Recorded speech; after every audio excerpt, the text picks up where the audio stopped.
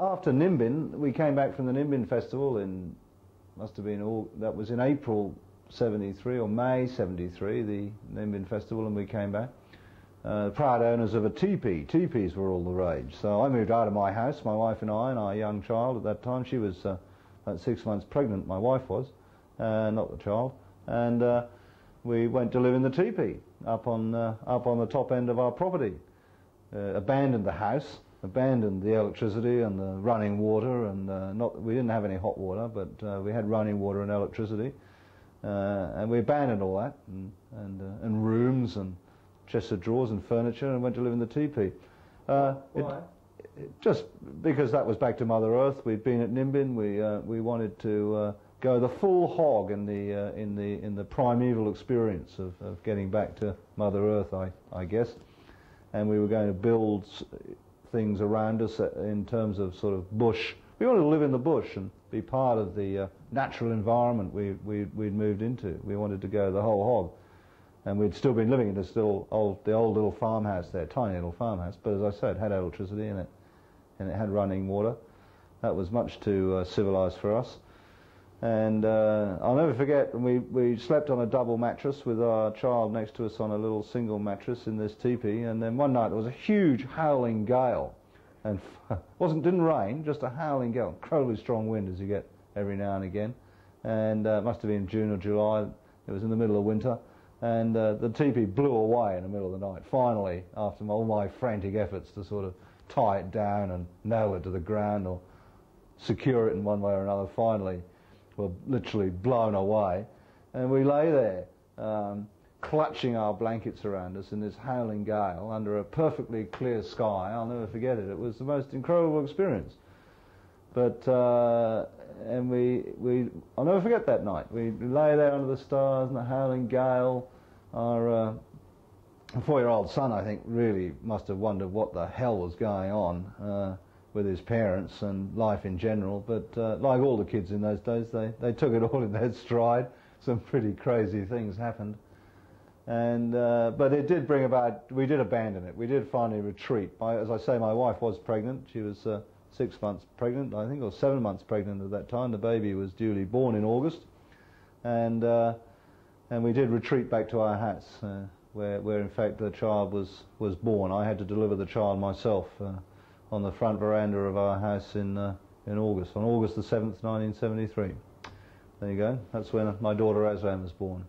Why did you have to deliver the baby? Well, basically because it came so fast. We weren't actually planning it, although many of the hippie rule book, as we used to call it, the hippie rule book, stated, not that the hippie rule book actually existed, but the hippie rule book was the law, if you like, of the land, and that stated that if you were a hippie, you know, and you're really into it, you had your baby out in the paddock, and you sat around and cooked the placenta, and everybody had a bite of that, plenty of protein, and that's the way it was done. And indeed, that did literally happen. I mean, people. I mean, I remember Claire. She was a tough one. Claire, what a wonderful lady she was, and indeed still is. She had her daughter right up there, right up top end of main arm, in the old A-frame that was up there that Mick, the Scotsman, built. Mick, her bloke, built along with Scotty. Scotty and Mick built this big A-frame, and that was on McElrath's land. And she had her babies up there, and there were plenty more in subsequent years that had their babies out there in the bush. And but I have to say that Jane was planning to go to the hospital, but in fact the baby arrived so fast. Aslan was born in 20 minutes flat from the rupturing of the membranes to my actually holding her in my hands and working out how to cut the umbilical cord. And I'll tell you a funny story about that, if you like. It all happened about 6 o'clock in the morning. In the previous couple of days I bought a new pair of shoes for Sebastian, our 4-year-old son, to go to school in, and we'd forgotten to get the shoelaces. So the day before the birth we'd got these brand new shoelaces, and they were sitting on the kitchen table. They were ready to go into his shoes. He was all ready to go to school in them, looking forward to it.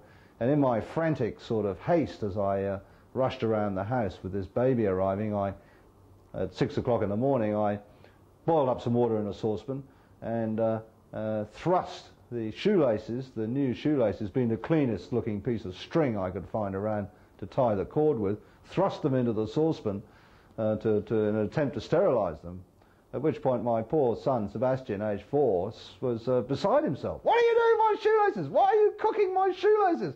Oh my God, why are you cooking my shoelaces?" To which I gave him short shrift, of course. I said, "Shut up, your mother's having a baby. Bugger your shoelaces. And I'll buy you 5 pairs of new shoelaces. I'll buy you bootlaces." And anyway, he came in and watched the birth as well, and saw me use his shoelaces to tie the umbilical cord up, and I'd rung the doctor. We had the telephone on too, very civilised for those days, especially. We had the telephone on because we were in the little old farmhouse of this 200-acre property which had these things. And I'd rung the doctor who'd said he'd have breakfast, and then I'd rang him up, and finally I rang up and said the baby's arrived, and he got there in about 3 minutes after that, and to be greeted with a jubilant Nicholas sort of claiming credit for everything. We survived